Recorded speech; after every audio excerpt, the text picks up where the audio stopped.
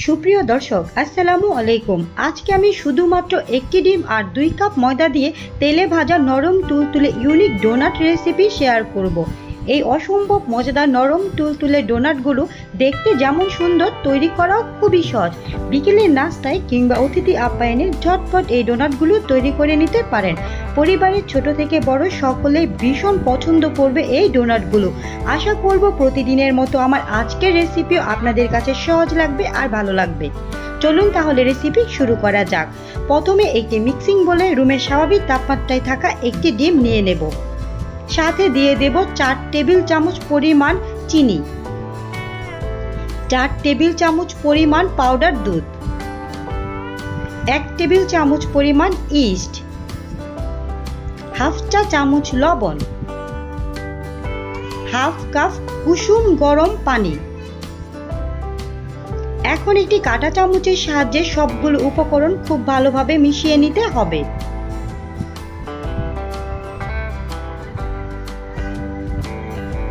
এই পর্যায়ে মেশানো হয়ে গেছে। তারপর এর মধ্যে দিয়ে দেব 2 টেবিল চামচ পরিমাণ রান্নার সয়াবিন তেল। এখন আবারও কাঁটা চামচের সাহায্যে খুব ভালোভাবে মিশিয়ে নিতে হবে।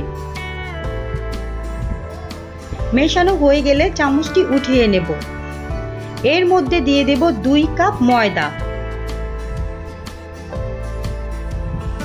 এখন হাত দিয়ে খুব ভালোভাবে মথে সফট নরম একটি ডো তৈরি করে নেব।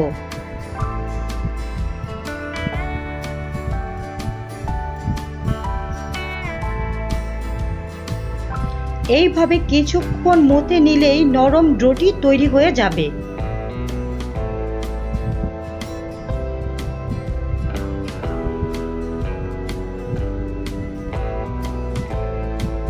দেখুন, এই পর্যায়ে আমার ডোটি তৈরি হয়ে গেছে। এখন এর উপর 1 টেবিল চামচ পরিমাণ রান্নার সয়াবিন তেল দিয়ে খুব ভালোভাবে মিশিয়ে নেব। এখন একটি ঢাকনা দিয়ে ঢেকে রেস্টে রেখে দেব 20 মিনিটের জন্য। 20 মিনিট পর দেখুন ডোটা ফুলে দ্বিগুণ হয়ে গেছে। এখন ডোটা থেকে একটু বাতাস বের করে ভালোভাবে মথে নেব। তারপর ডোটাকে আমি একটি বোর্ডের উপর নিয়ে নেব। এখন আমি ডোটাকে একটু রুটির মতো বেলে নেব।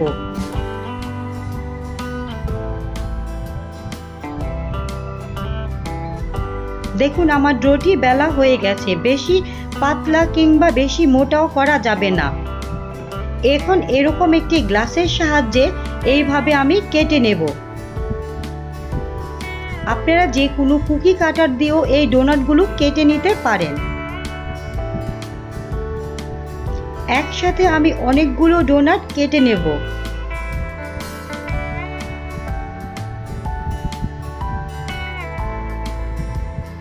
এখন এরকম একটি নজেল দিয়ে আমি মাঝখানে ছিদ্র করে নেব।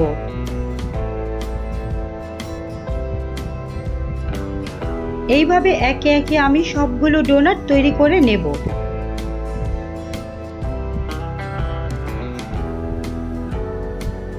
এখন আমি ডোনাটগুলোকে একটি প্লেটে উঠিয়ে নেব।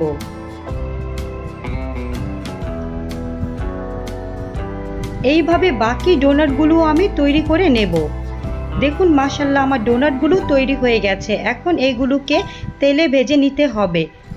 আমি চুলায় আগে থেকেই তেল গরম করে রেখেছি। এখন একে একে আমি ডোনাটগুলো দিয়ে দিচ্ছি।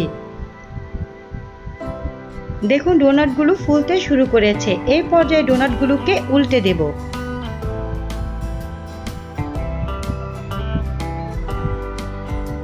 উল্টে পাল্টে ডোনাটগুলোকে গোল্ডেন ব্রাউন কালার করে ভেজে নেব। সুপ্রিয় দর্শক, যদি আমার রেসিপি আপনাদের কাছে সহজ লাগে আর ভালো লাগে তাহলে অবশ্যই আমার চ্যানেলটি সাবস্ক্রাইব করে রাখবেন আরও ইউনিক বা সহজ রেসিপি দেখার জন্য। দেখুন, মাশাআল্লাহ, ডোনাটগুলোর মধ্যে খুব সুন্দর একটি কালার চলে এসেছে। এখন একে একে তেল ঝরিয়ে ডোনাটগুলোকে উঠিয়ে নেব।